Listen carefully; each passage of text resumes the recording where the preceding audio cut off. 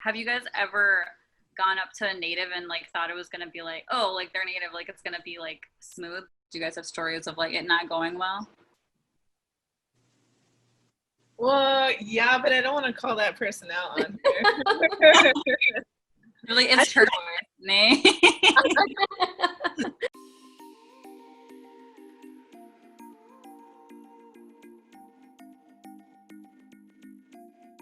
I think that's what code switching is.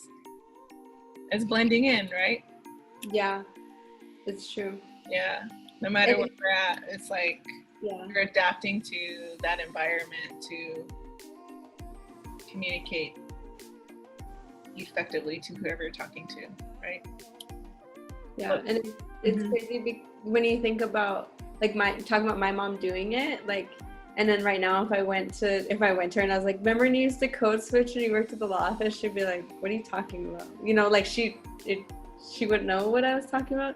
But now we talk about these things because we recognize them as like ways that we're surviving these systems, versus like my mom was just like, I just had to do that because I wanted people to think I was nice, you know. like not with her regular voice. It's not very welcoming. Because it reminds me of like me and my friends like always joke around like when you call the tribe, you know. And I was like, what do you want? Like tribal complex. I've seen those memes. Have you seen those memes? Yeah. Tribal office. Yeah, that's what it reminds me of. Like, and that's like a perfect example too of they're in their community. This is like why would they have to code switch? Like most people who call the tribe are like tribal members who like need something, you know what I mean? Like why would they need to code switch, or why would they need to sound any different, you know? And that's what it reminds me of. It's like just answering the phone like the tribe does.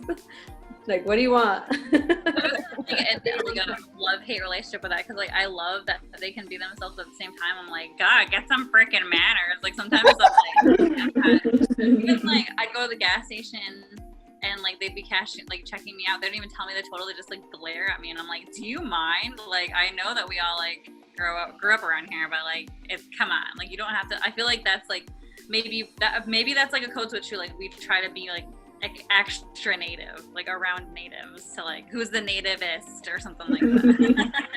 No, yeah, for me, because it doesn't, and it's funny because obviously, especially when you're working in like customer service or like the service industry, you want to like feel welcome. You know what I mean? Like that's the whole point. So like yeah, when people aren't and they're just like super like res and they're like they really act like they don't care about their job a lot of times, and it's like, oh well, you could be just a little nice.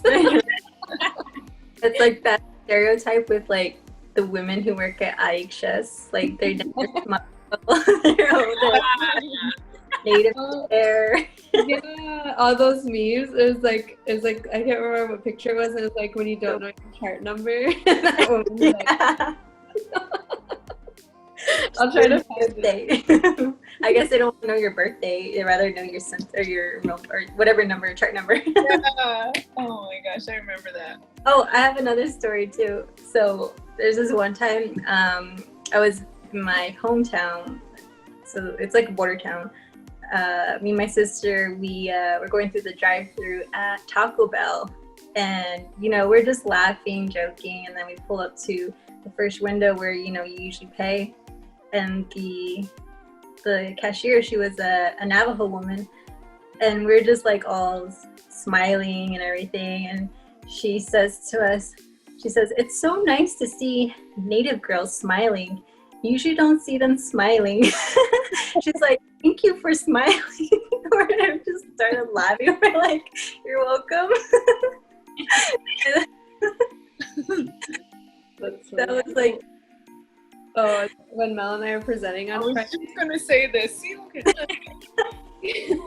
When Mel and I were presenting on Friday, we were like just sitting here, and and you're like, there's like a lot of people on the Zoom, so you don't always like see what you look like. And I wasn't smiling, and then I was like, oh gosh, I should smile because I just looked really mean. And I was like, geez, I just 8 o'clock. Oh. Dang it, sorry. Yeah, I was gonna say I just like mean when I'm not smiling. I think that too, sometimes you'll be on here and you'll be listening and you're just like, and I'm like, I'll like think, I'm like, did she have a good day today? But like, I wonder if I look like that too, because sometimes I'm just like tired or something. Yeah, you like zone out and you're just like. I like watching the videos playback because you could tell like some's zoned out, some's kind of like thinking, you can tell somebody's tired. And I'm over here like. Oh my god, I thought of another story about, well, this is like my like run-ins with like IHS or whatever, and like they're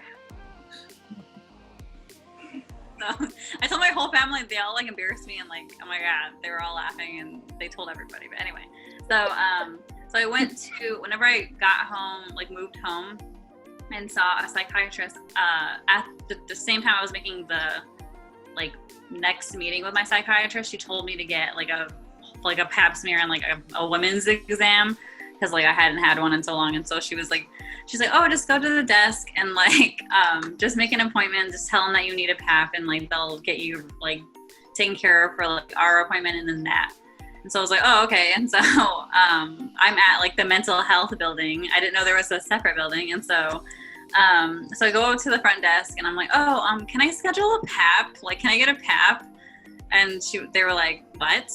And I was like, a pap, like, I felt so like embarrassed. I was like, like a pap, a pap, but like, there's like people in the waiting room and like everyone can hear me, obviously. And like, the lady was so rude. She was like, what? Like, what are you talking about? Like, and I was like, a pap, like, you don't know what a pap is? Like, you're a lady, like, you don't know? Okay. And she was like, that's at the main building. This is behavioral health. And I was like, oh, I was like, okay, like, I was like, sorry. Like, and then she kind of like gave me like a dirty look. And I was like, oh, can you like schedule me for next week at the same time? And she was like, yes. And then I like walked out and I was like, oh my God, she was so rude, but that was so embarrassing. Oh my God, that was embarrassing. I'm trying not to laugh real hard. I'm like sweaty. I know, I don't want to like laugh super loud because Go. I mean, the fact that you like is that she was like kind of make you describe what a pap is. Oh,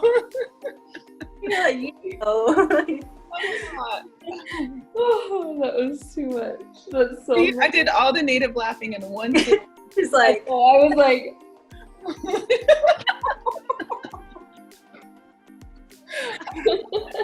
oh my gosh, that's so anytime I go home now, like, oh my God, everyone still like makes fun of me about that. Oh my God, that was so embarrassing. Like she could have told you like, no, you go to this other building. Yeah. She did that on purpose. For real. Okay, what have we talked about so far? So, these people in our communities who are surrounded by people who talk like them, so they don't necessarily have to code switch, which is great. I think most of the time when we're in away from home, we wish we were in more spaces where we can just be ourselves and not have to code switch in order to survive.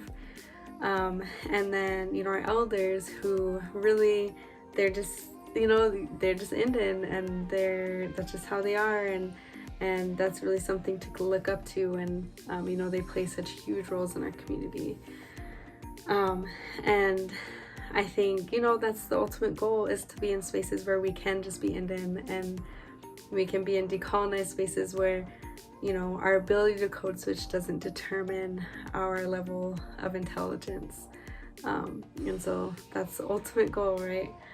That's what we hope to do in the future. But now, stay tuned for, Mel and I are talking about how we use it in our profession and the work that we do. And then we all have a realization of like how kind of our parents, their code switching ability or not, when they wouldn't code switch, kind of how that affected us when we were younger. But now we see it completely different. So stay tuned, and I hope you enjoy. Just like last week, we were talking about some very serious things, but then here I could jump on and just like say how I want to say it and be loud and kind of throw some slang in there, because again, it helps get, you know, like the connection across, you know, like we're all serious, but let me tell you this, you know, like let me tell you this story. Yeah. And I like a big part of, you know, why you like we do that, you know, when we like are trying to make those connections with other people is because, like you were saying, you know what it's like to like be in this professional world, and then as soon as you see someone where you can feel like you can be yourself, then you're like it's like a relief, you know. Like, it's almost like you can just like okay, I don't have to like, you know, act like I know these big words and I really don't. But also go ahead. I was just gonna say, like, I get excited, you know, like when I see another native, like, oh my gosh, this is another native, you know, especially if there are like a bunch of non-natives around you and you see one, you're like, oh my gosh. Then you just have to like go and talk to them and like, yeah, and even in professional settings that Mel and I are in, and when we are presenting, like I feel like we do that, like we use our slang, or we might like, you know, have a res accent sometimes, or say something that we know natives will get in the audience. So then we know, they know that we support them, like not having to like, you know, have this or have this be code switch. Like it's okay, we're like this, but it's okay because we know how to talk res. You know, like, so you can talk res.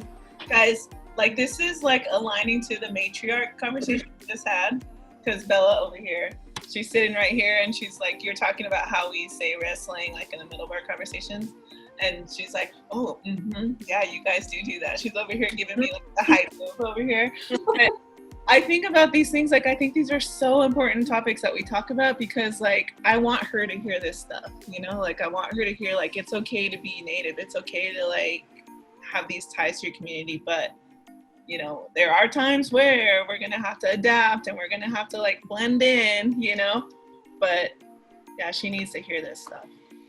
Yeah. So it all goes back to like that whole matriarch conversation. We're like, what example are we leaving for them to see, like, hey, we're living in these westernized worlds and you're telling us we need to go to school and get a career and all this stuff. But I don't know the answer. But anyway, I was just thinking that, like, yes, Bella, hype me up. Yes, we need to hear this.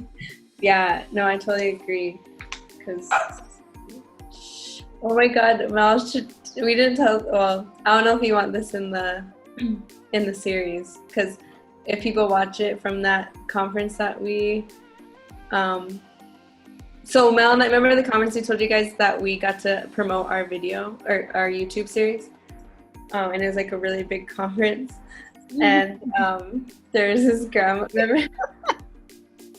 So one of the main women who were as part of the group, she's like older, she's an elder, and you know, like it's the whole technology thing, like it's hard because like the older generation, you know, what we call like online etiquette, it's just not really there, you know, like they don't, like not aware where their camera is, or like or what people can see when they're online, and you're muted or not muted if you're and like there's this elder on there, and she's just cute, like Mel just kept being like, oh, this grandma up here, and like, and she like legit, like at some point she was like this, and she's like picking at her teeth, like, and then for like not like probably like 90% of the time that we were on and watching this conference, she had her back scratcher, you know, like those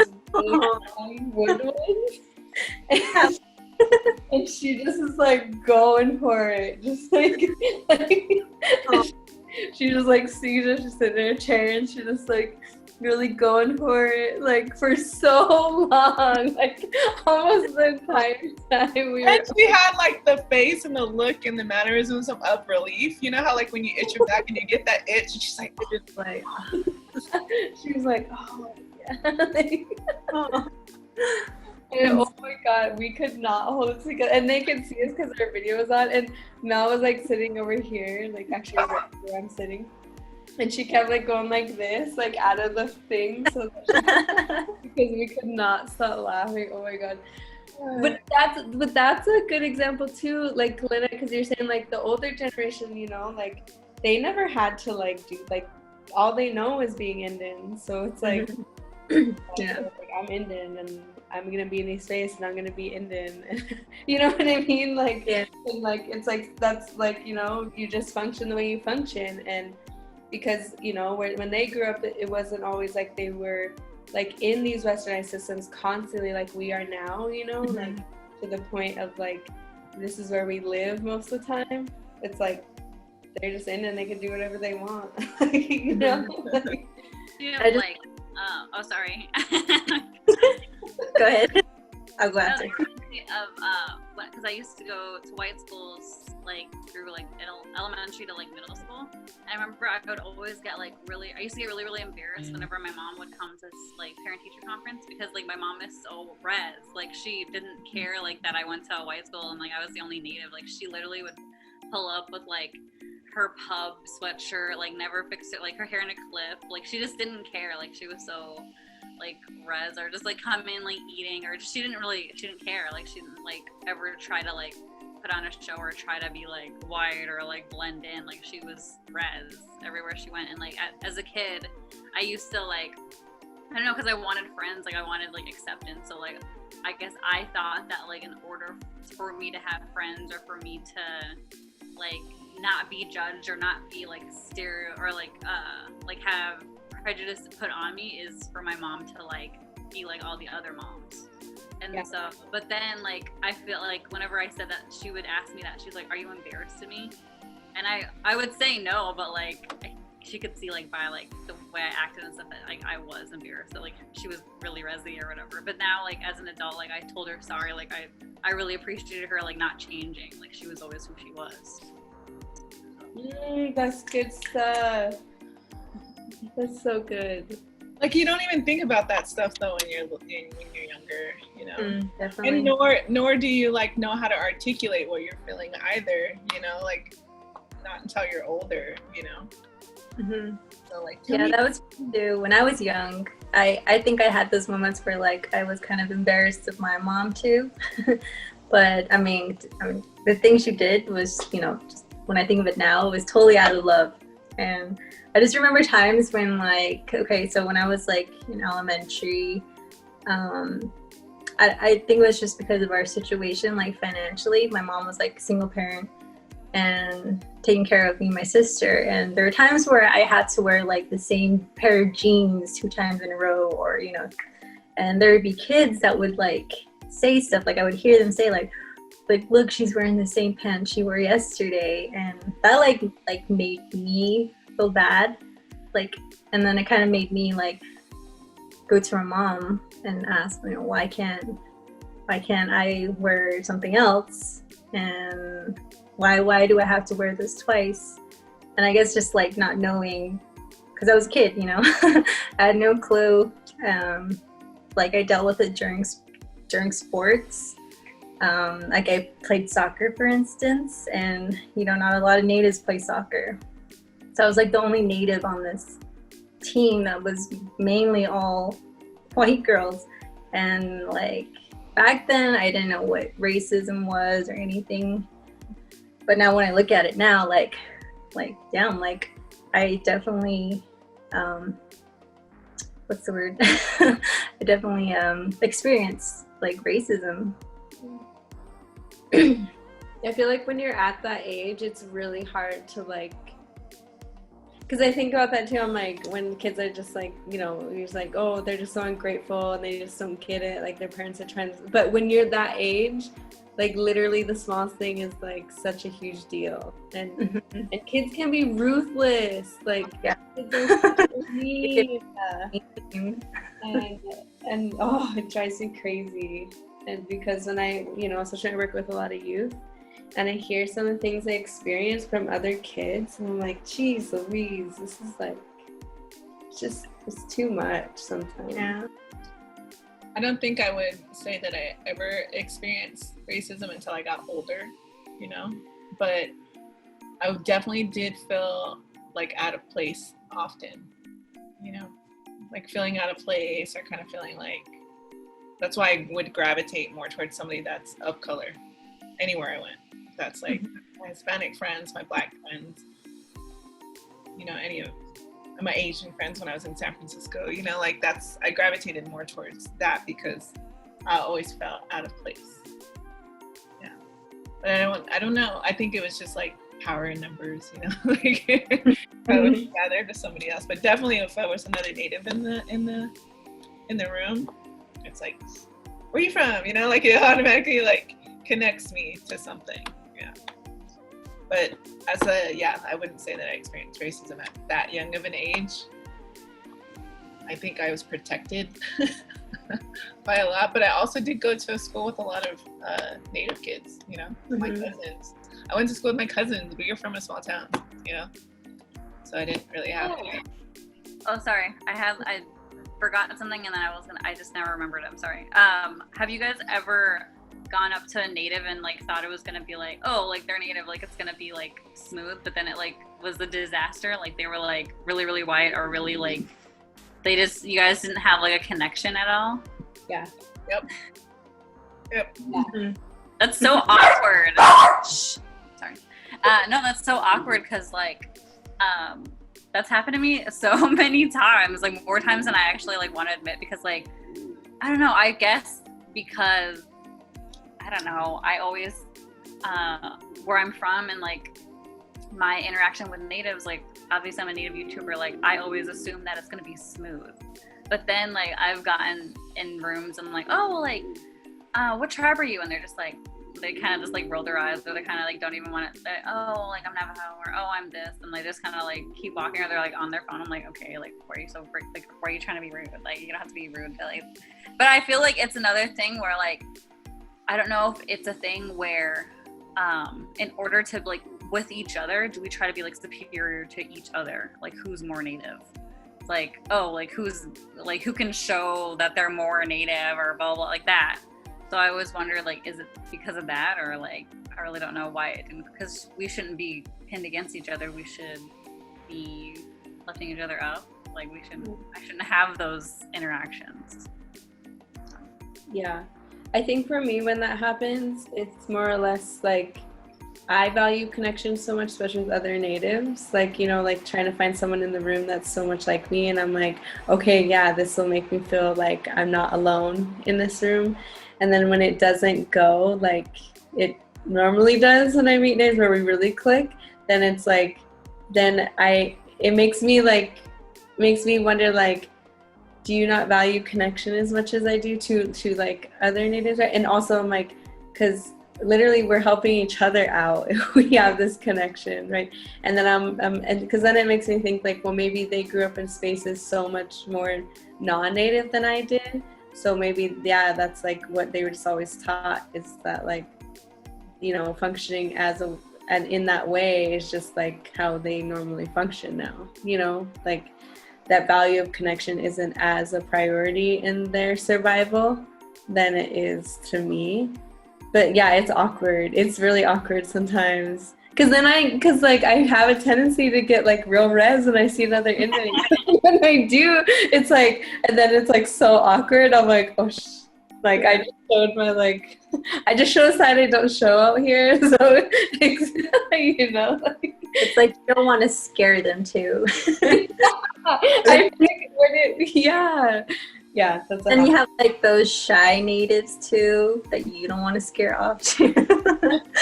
Yeah, I used to be like super shy like a long time ago. I think eventually over the years I kind of like came out of my shell. But yeah, I know there were times when I was like, I just kept to myself. I didn't want to like talk to anybody else, so I just kept to myself. And I mean, it's definitely nice when like somebody comes up to you and talks to you, but then it's kind of like awkward too with guys, because it's like, okay, is he like trying to hit on me, or does he really want to get to know me? That's kind of like one of the hardest things too, is like distinguishing like, okay, is he trying to like hit on me, or like is he really trying to like link up professionally, you know? So it's just like, you don't want to like be too nice sometimes, because sometimes you kind of get like those creeps, but so I think that's one hard thing to like distinguish between guys especially. But that's so funny. What were you saying, Rachel? I was like, he's trying to holler. Yeah. Trying to holler. I really pulled a res move. Like you could, like you knew I was pointing at you. I was like, "What'd you say?" I was like, "Huh?" Like especially with those like no shame like real res Indian guys, you know, like like they'll literally like use that as a way, like they have no shame. Yeah. It's like they'll like use it as a way to like, I can easily go up to her because she thinks that, you know, I'm just trying to network. Network. I liked how you put that, Turk. Like how you explain, like I value connection so much. I'm the same way. Like I'll go up to somebody too, and I'm like, oh, we're connected, you know, like let's chat, let's be friends, you know. Where are you from? Let's talk. But then, yeah, then they're not like that. It kind of makes me sad. I'm like, oh, but I'm persistent. Like I don't take anything personal. So then I'll see them next day. Oh, good morning, you know, or like, hey, you didn't like me, but I like you, you know. You're gonna be my friend. I'm one of those. Thank you for watching. Make sure you like, subscribe, and share. And don't forget to comment and message us if you want to share any of your stories. So we'll see you next week for REZponse Wednesday. Bye-bye.